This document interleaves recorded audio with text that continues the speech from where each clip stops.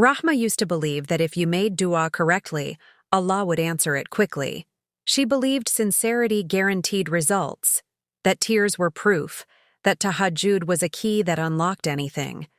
And for a long time, she made one dua more than any other, the same words, the same request, every night. It began during a season when Rahma was exhausted, emotionally, spiritually, physically. Life hadn't fallen apart all at once. It unraveled slowly, a relationship she wanted desperately, an opportunity she felt sure was written for her, a future she had already imagined down to the smallest detail. She would raise her hands and say, "Ya Allah, if this is good for me, make it happen." But in her heart, she wasn't asking if, she was asking when. She prayed after every salah. She whispered it during sujud. She cried over it at night when the world was quiet and honest. Months passed. Nothing changed. At first, Rahma was patient. Then she became confused. Then quietly. Hurt. She started comparing.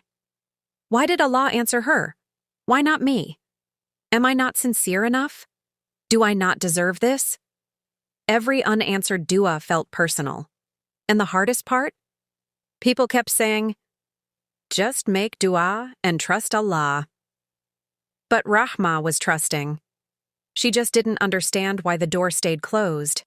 Some nights, she wouldn't even raise her hands.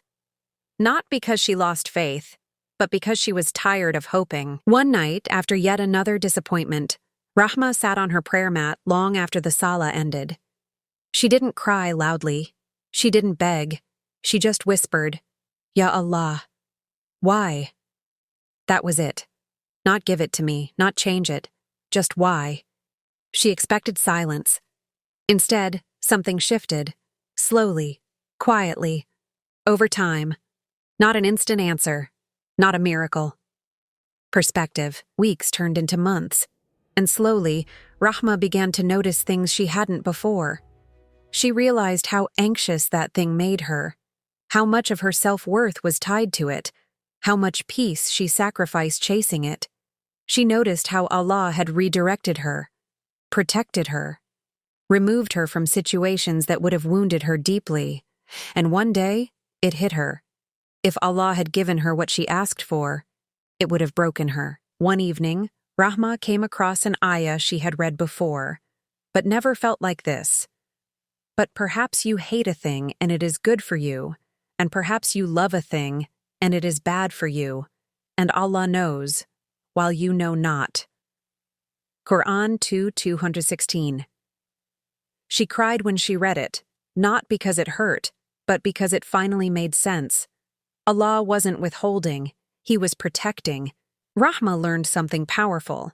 An unanswered dua is not a rejected dua.